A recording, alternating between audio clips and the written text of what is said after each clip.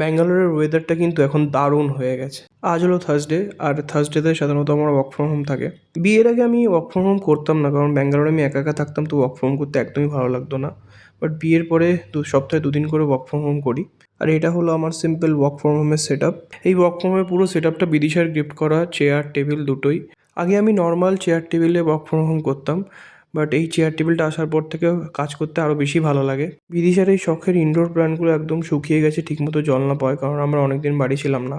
আমার কাজের টেবিলটার উপর তোমরা একটা মূর্তি দেখতে পাচ্ছ, ওটার নাম হচ্ছে গ্রিন তারা মূর্তি। ওটা বিপাশা আর প্রীতম দার্জিলিং থেকে আমাদের জন্য এনে দিয়েছে। আর রিসেন্টলি আমি মির্চি দ্বীপের নতুন চ্যানেল হাফ প্যান্ট হিস্ট্রি খুব ফলো করছি। আমার হিস্ট্রি শুনতে পড়তে খুব ভালো লাগে। তারপর সন্ধ্যে সন্ধ্যে নাগাদ বিদিশাকে স্কুটি চালাতে শেখাতে নিয়ে গেলাম। স্কুটি চালানোর পর চলে গেছিলাম একটু অরিন্দমদাদের বাড়িতে। আমরা কলকাতা থেকে অরিন্দমদার জন্য চা কফি এনেছিলাম, সেটাই দিতে গেছিলাম। আমরা রিসেন্টলি অনের প্রোটিন পাউডার খাওয়া শুরু করেছি, তো সেটারই নতুন প্যাকেজ চলে এসেছে দেখলাম। তারপর চলে গেলাম ডিনার করতে। রুটি, বাটার পনির আর চিলি মাশরুম দিয়ে ডিনারটা করে দিনটাকে শেষ করলাম।